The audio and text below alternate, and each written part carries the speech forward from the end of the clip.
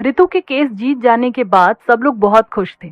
साहिल के घर वाले केस की हर गतिविधि को जानने के लिए न्यूज में दिखाई जाने वाली हर खबर सुनते रहते थे। टीवी पर जब उन लोगों ने रितु के बारे में बहुत सारी अच्छी अच्छी बातें सुनी और उसकी बहादुरी की तारीफें सुनी, तो साहिल के पापा की नाराजगी भी दूर हो गई और उनको लगने लगा कि साहिल ने उनसे जो भी कहा था वो सब सही था। उन्हें ऐसी कठिन परिस्थितियों में भी हमेशा अपने बच्चों का ही साथ देना चाहिए था। सब कुछ सही हो जाने पर साहिल के मम्मी पापा ने साहिल को फोन किया और जल्दी से जल्दी घर आकर उनसे मिलने के लिए कहा। आज हर किसी के जीवन में जैसे नई खुशियों की दस्तक आने लगी थी।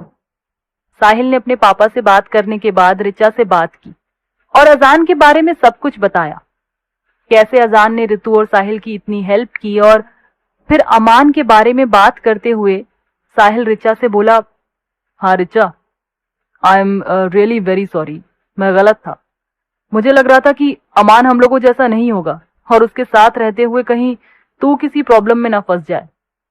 बस इसलिए मैंने तुझसे अमान से दूर रहने के लिए कहा था। लेकिन अजान के साथ रहते हुए मैंने ना सिर्फ अजान को जाना बल्कि अमान के बारे में भी बहुत सारी बातें जानी है और मुझे पता चला है कि ये दोनों भाई बहुत ही अच्छे इंसान हैं। मुझे माफ कर दे रिचा, जो मैंने तेरे कई बार कहने पर भी अमान से मिलने में कोई इंटरेस्ट नहीं दिखाया।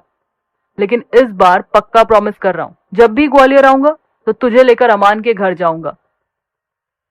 साहिल की बातें सुनकर रिचा खुशी से चहक उठी।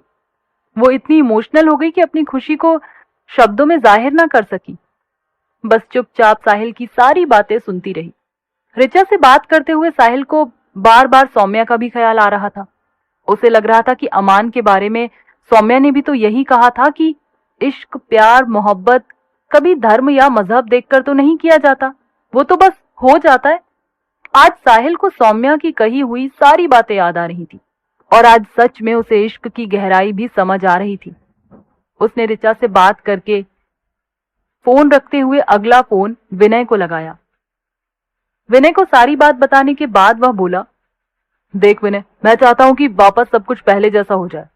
मुझे पता है मैंने सौम्या को जितना हर्ट किया है उसके बाद शायद ही वो मुझे माफ कर सके, लेकिन मैं चाहता हूं कि सब लोग मेरे साथ चलकर सौम्या से माफी दिलाने में मेरी हेल्प करें, और अगर तू आ जाएगा तो तेरा और वैशाली का भी पैचअप करवा दूंगा। कहकर साहिल हंसने लगा। विनय हंसते हुए बोला, अरे अभी इतनी फिक्र करने की जरूरत नहीं है, हम दोनों में सब कुछ सही हो चुका है। इनफैक्ट छोटे मोटे झगड़े तो प्यार बढ़ाते ही हैं। तो देखना, तुझे देखकर सौम्या भी कितनी जल्दी गुस्सा भूल जाएगी, और फिर हम लोग हैं ना, हम सब चलेंगे तेरे साथ, तेरी बारात की भी रिहर्सल हो जाएगी। कहकर विनय जोर से हंसने लगा। साहिल ने कहा, अरे बारात ले जाने में अभी थोड़ा समय बाकी है, उससे पहले मैं सौम्या को वापस पहले की तरह खुश देखना चाहता हूँ। तू नहीं जानता, मैंने गुस्से में सौम्या से ये तक कह दिया कि अभी मैं शादी करने के लिए तैयार नहीं हूं, और सबसे ज्यादा बुरा मुझे इसी बात का लग रहा है।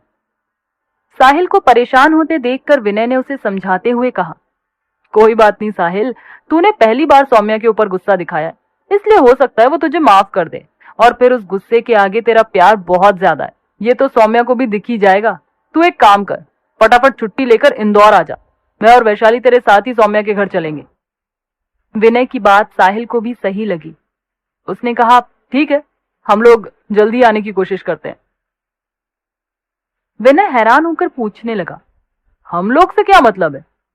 तो साहिल ने हंसकर कहा, हम लोग मतलब निखिल और ऋतु भी मेरे साथ आएंगे। आखिर निखिल ने भी तो ऋतु को इतना सपोर्ट किया है, अब वो अपने घर वालों को ऋतु से मिलवाना चाहता है। कहकर साहिल मुस्कुराने लगा। विनय ने भी हंसकर कहा, ये सही है, चलो फाइनली जो भी हुआ अच्छा ही हुआ, और अब आगे जो होगा वो भी अच्छा ही होगा।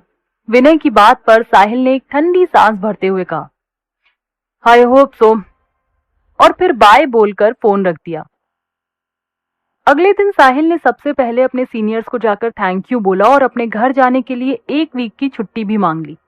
साहिल की ट्रेनिंग कंप्लीट हो चुकी थी, अब उसे पोस्टिंग का इंतजार था, इसलिए छुट्टी मिलने में उसे कोई प्रॉब्लम नहीं हुई। वो ऋतु और निखिल के साथ फटाफट इंदौर के लिए निकल आया।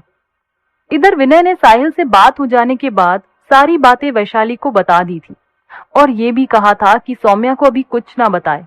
क्योंकि सब लोग मिलकर सौम्या को सरप्राइज देना चाहते थे। आखिर इतनी खुशी की हकदार तो वो थी ही, और फिर जो खुशियां अचानक से मिलती हैं उनका एहसास बहुत खास होता है। यही सोचकर विनय और वैशाली साहिल की प्लानिंग में शामिल हो गए।